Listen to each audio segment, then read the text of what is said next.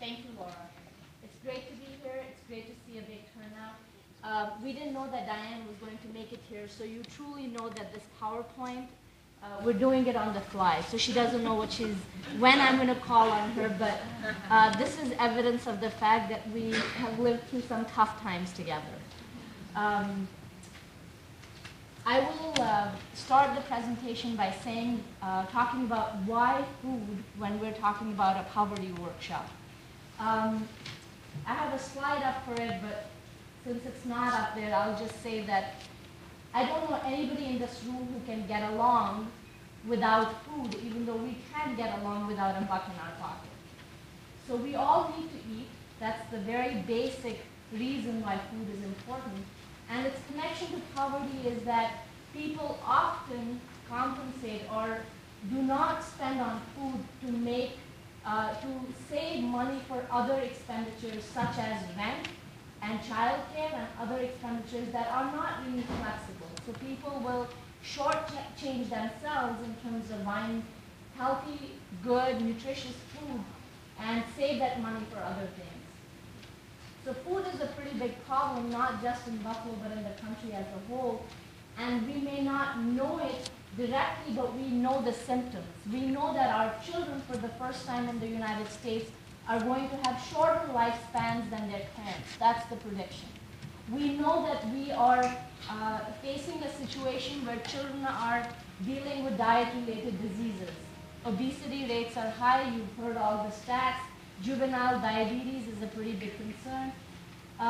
We are in this country paying 6 times as much to get our energy from a carrot compared to getting the same amount of energy from a chocolate chip cookie. And that's not just an accident. It is that way because of the way we subsidize particular food, production of food, and it's not by accident that the food system is that way. So we can do something about it. And fortunately for us in Buffalo, there are groups that are already doing something about it. My personal interest, I'm an urban planner, and my interest is to move the profession of planning to think about food as an integral part of what makes our communities livable. We can't have a comfortable life if we cannot access healthy, nutritious food in our communities. So that's my personal goal.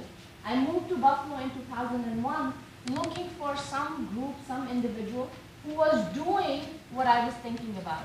And I made a couple of phone calls to the city hall, here or there, and everyone said, have you talked to Diane Picard?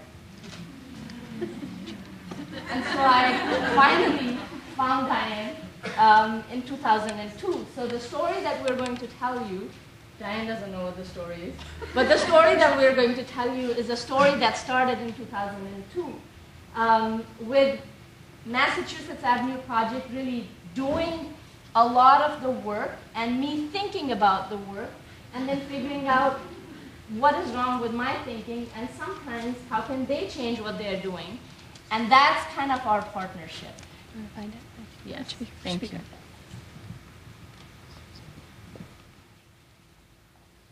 So if you don't mind, Diane, would you begin by saying what Massachusetts Avenue Project does? MAP is a community-based organization. We're located on the west side of Buffalo, and our goal is to build community food systems, increase access to fresh, affordable food, and economic opportunities, especially in low-income neighborhoods in Buffalo. We have a half-acre urban farm that we've been running for 7 years now, almost 8 years. We have a greenhouse. Last year, I think we produced about 2,500 pounds of food and distributed that food through our mobile market program, which is a 1979 RV that we ripped out the guts of and made it into a little mini grocery store on wheels. And we take that to partner sites across the city and really bring a lot of produce from our farm, from other local farmers, and also bulk items in neighborhoods where there isn't easy access to grocery stores. We also have a youth enterprise program. Our kids make value-added products. They learn how to run their own business. Last year, they generated about $7,000 in revenues from 2 of their products, which are amazing. Chili. Yeah. Super Super duper salsa and amazing chili starter. Sorry, I'm forgetting the names of them. We also have a farm to school initiative where we're working with the Buffalo School District and individual schools to try to get healthier foods into the school lunches, and also do a lot of education in the schools around where does your food come from? You know, why are you eating the foods you do? What are some other alternatives? You know, do you cook at home? Would you like to learn how to cook? Those kinds of things. Our kids that we train other kids. And we have, you know, we do a lot of training in our farm. We have demonstration projects in aquaponics, composting, vermiculture, which is worm composting,